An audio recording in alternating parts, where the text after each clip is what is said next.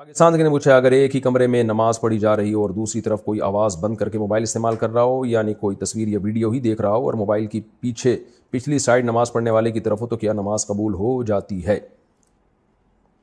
پتہ نہیں کیا پوچھا ہے. ایک کمرے میں نماز پڑھی جا رہی ہے اور دوسری طرف کوئی آواز بند کر کے موبائل استعمال کر رہا ہو، ہاں تو نماز آپ کی ہو جائے گی. وہ پیچھے بیٹھا ہوا ہے، جو مرضی کر رہا ہے، آپ کا اس سے کیا لینا دینا. پاکستان سے پوچھا کیا صدقے کے پیسوں کو سر کے اوپر سے وار کر دینا جائز ہے؟ ہمارے ہاں نئی دلہن جب گھر آتی ہے تو صدقے کے پیسوں کو یا مرغی کو اس کے اوپر سے وارا جاتا ہے، کیا یہ صحیح ہے؟ جہالت والی بات ہے، یہ نہیں کرنا چاہیے. وہ ایک یوٹیوب پہ میں نے کلپ بھی دیکھا تھا، مرغی کو اوپر سے گزارا، اس نے بیٹ کر دی. تو اور پھر مرغیاں ذبح کر کے صدقہ کرنا یہ بھی عجیب سی چیز ہے. لوگ سمجھتے ہیں خون بہنے سے بلائیں ٹلتی ہیں. تو جس غریب کو دینا ہے تو مرغی کی قیمت ہی دے دو اس کو، آپ وہ جو چاہے گا خرید لے گا.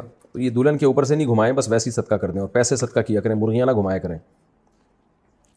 مسیح الرحمان حیدرآباد انڈیا سے. سعودیہ میں رہتا ہوں، فیملی کے ساتھ اس سال حج کرنے کا ارادہ ہے، مگر میرے والدین جو کہ انڈیا میں رہتے ہیں انہوں نے اب تک حج نہیں کیا. کیا والدین کو حج کرائے بغیر میں اپنی بیوی کو حج پر لے جا سکتا ہوں؟ اس کے بارے میں کیا حکم ہے؟ اگر آپ پر حج فرض ہو چکا ہے تو آپ پہلے حج کر لیں.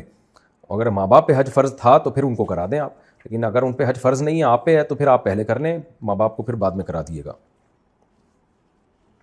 اور اگر یہ بات ہے کہ آپ پہ حج فرض ہے اور آپ بالکل ینگ ہیں اور ماں باپ اتنے بوڑھے ہو چکے ہیں کہ آپ کو خطرہ ہے کہ اگلے سال ان میں ہمت نہیں رہے گی، تو پھر ڈیلے کرنے میں بھی کوئی حرج نہیں ہے. پھر ماں باپ کو پہلے کرا دیں اور اگلے سال پھر آپ کر لیے گا.